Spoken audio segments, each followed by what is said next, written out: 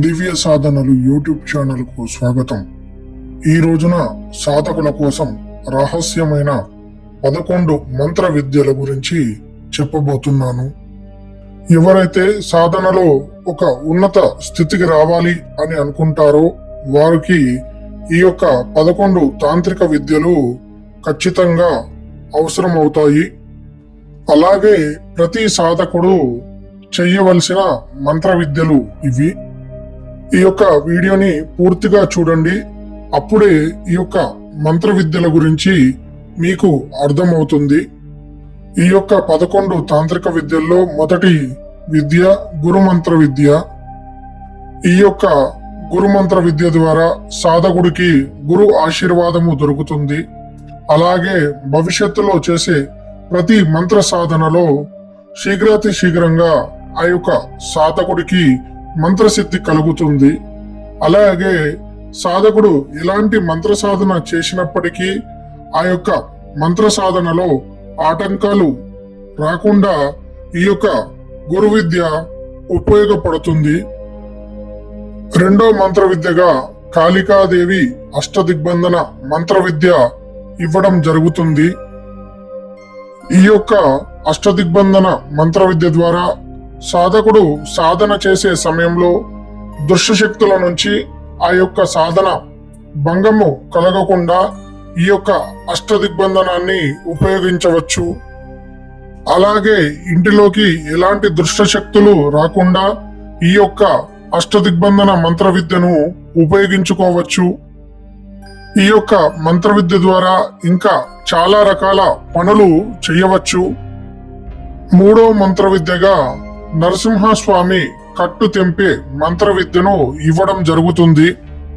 ఈ యొక్క మంత్ర విద్య ద్వారా ఎవరైనా సాధకుడికి కట్లు వేసినట్లయితే ఆ యొక్క కట్లు తెగిపోవడము జరుగుతుంది.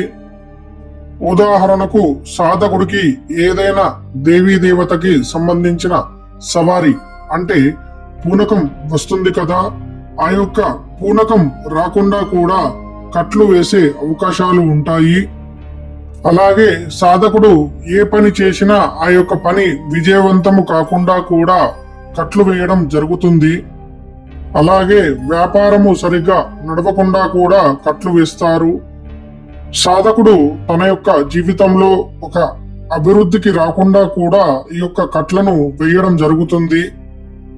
ఇలా చెప్పుకుంటూ పోతే ఈ యొక్క కట్లు వేసే విధానంలో తాంత్రికంగా చాలా రకాలు ఉంటాయి.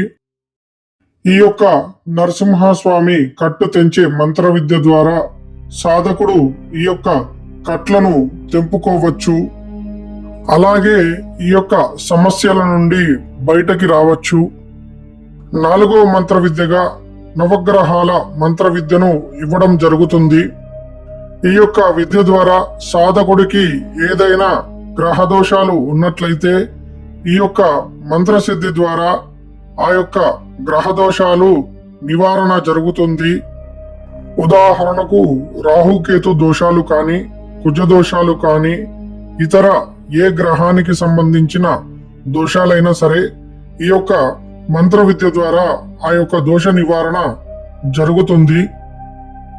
ఐదో మంత్ర విద్యగా సాధకుడి యొక్క ధన అభివృద్ధి కొరకు లక్ష్మీ యోగిని మంత్ర విద్యను ఇవ్వడం జరుగుతుంది. ఈ యొక్క మంత్ర విద్య ద్వారా సాధకుడికి ధనపరంగా ఎదగడం జరుగుతుంది. సాధకుడు చేసే ప్రతి పనిలో ఒక మంచి అభివృద్ధి దొరుకుతుంది. ఒకవేళ సాధకుడు వ్యాపారం చేస్తూ ఉన్నట్లయితే సాధకుడికి వ్యాపార అభివృద్ధి జరుగుతుంది. సాధకుడికి ఒకవేళ అప్పులు ఉన్నట్లయితే ఆ యొక్క అప్పులు తీరడానికి ఈ యొక్క లక్ష్మీ యోగిని అమ్మవారు ఏదొక దారిని చూయించడం జరుగుతుంది. ఇలా చెప్పుకుంటూ పోతే ఈ యొక్క లక్ష్మీ యోగిని మంత్ర విద్య ద్వారా సాధకుడికి చాలా లాభాలు జరుగుతాయి. ఆరో విద్యగా చేతబడిని తిప్పికొట్టే మంత్ర విద్య ఇవ్వడం జరుగుతుంది. ఈ యొక్క మంత్ర అధిష్టాత్రి దేవతను గోప్యంగా ఉంచడం జరిగింది. ఎవరైతే సాధకులు ఈ యొక్క మంత్ర విద్యను చేస్తారో వారికి మాత్రమే ఈ యొక్క గుప్త దేవత యొక్క పేరును చెప్పడం జరుగుతుంది.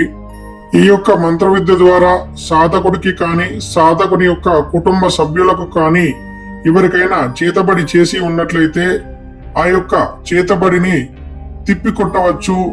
తద్వారా ఎవరైతే సాధకుడికి కానీ సాధకుని యొక్క కుటుంబానికి కానీ చేతబడి చేశారో తిరిగి వారికి వెళ్ళడమే ఈ యొక్క చేతబడి తిప్పికొట్టే మంత్ర విద్య. ఈ విద్య చాలా శక్తివంతమైన మంత్ర విద్య. 7వ విద్యగా మహాకాళి యొక్క మంత్ర విద్య ఇవ్వడం జరుగుతుంది. ఈ యొక్క మహాకాళి మంత్ర విద్య చాలా శక్తివంతమైన మంత్ర విద్య. ఈ యొక్క మంత్ర విద్య ద్వారా సాధకుడు షట్కర్మలు చేయగలుగుతాడు. అలాగే ఈ యొక్క మంత్ర సాధన తీవ్రతను బట్టి సాధకుడికి ప్రత్యక్ష దర్శనం కూడా అమ్మవారు ఇవ్వడం జరుగుతుంది. అలాగే సాధకుడు ఎలాంటి కార్యాన్నైనా సులువుగా చేయగలుగుతాడు. సాధకుడికి ప్రతి పనిలో విజయమే దక్కుతుంది. 8వ మంత్ర విద్యగా శరీర బంధన మంత్ర విద్యను ఇవ్వడం జరుగుతుంది. ఈ యొక్క మంత్ర అధిష్టాత్రి దేవతగా ఆంజనేయ స్వామి ఉండడం జరుగుతుంది. ఈ యొక్క మంత్ర విద్య ద్వారా సాధకుడు సాధన చేసే సమయంలో తన యొక్క మంత్రశక్తి శరీరంలో నుండి బయటకి వెళ్లకుండా ఈ యొక్క మంత్ర విద్య పనిచేస్తుంది. 9వ విద్యగా ఆసన సిద్ధి మంత్ర విద్యను ఇవ్వడం జరుగుతుంది. ఈ యొక్క మంత్ర విద్య ద్వారా సాధకుడు సాధన చేసే సమయంలో తన యొక్క దృష్టిని సాధనపై ఉంచి సాధన చేసుకునే విధంగా ఈ యొక్క ఆసన సిద్ధి పని చేయడం జరుగుతుంది. అలాగే ఈ యొక్క మంత్ర సిద్ధి ద్వారా సాధకుడికి సాధన చేసే సమయంలో చెడు ఆలోచనలు రాకుండా కూడా ఈ యొక్క మంత్ర విద్య పనిచేస్తుంది. 10వ విద్యగా కాలభైరవ స్వామి రక్షారేఖ మంత్ర విద్యను ఇవ్వడం జరుగుతుంది. ఈ యొక్క మంత్ర విద్య ద్వారా సాధకుడు ఏదైనా ఉగ్ర సాధనలు చేసే సమయంలో ఈ యొక్క రక్షారేఖ ద్వారా ఇలాంటి దుష్ట శక్తులు ఆ యొక్క రక్షారేఖను దాటి సాధకుడిని ఇబ్బంది పెట్టకుండా సాధనను సిద్ధింపజేస్తుంది. అలాగే ఈ యొక్క మంత్రాన్ని అడవి ప్రాంతంలో కానీ కొండ ప్రాంతంలో కానీ శ్మశానంలో కానీ ఈ యొక్క రక్షారేఖ మంత్ర విద్యను ఉపయోగించవచ్చు. 11వ మంత్ర విద్యగా శత్రు నివారణ మంత్ర విద్య ఇవ్వడం జరుగుతుంది. ఈ యొక్క మంత్ర విద్య ద్వారా సాధకుడి యొక్క జీవితంలో ఎవరైతే శత్రువులు ఉంటారో ఆ శత్రువులు అందరూ కూడా వారంతట వారే దూరం అవ్వడము జరుగుతుంది. అలాగే సాధకుని యొక్క జీవితంలో శత్రువులు అనేవారే ఉండరు. ఈ యొక్క 11 విద్యలు నేర్చుకోవడం ద్వారా సాధకుడు లోక కళ్యాణము చేయవచ్చు. అలాగే సాధకుని యొక్క కుటుంబాన్ని ఎల్లప్పుడూ రక్షించుకోవచ్చు. ఈ యొక్క 11 తాంత్రిక మంత్ర విద్యలను మా పర్యవేక్షణలో 3 నెలల వ్యవధిలో నేర్పించడం జరుగుతుంది. ఎవరైనా ఈ యొక్క తాంత్రిక విద్యలు నేర్చుకోవాలి అనుకునే వారు మమ్మల్ని సంప్రదించండి. వారికి ఈ యొక్క 11 తాంత్రిక విద్యల గురించి ఇంకా పూర్తిగా సమాచారము ఇవ్వడం జరుగుతుంది. సర్వే జన సుఖినో భవంతు.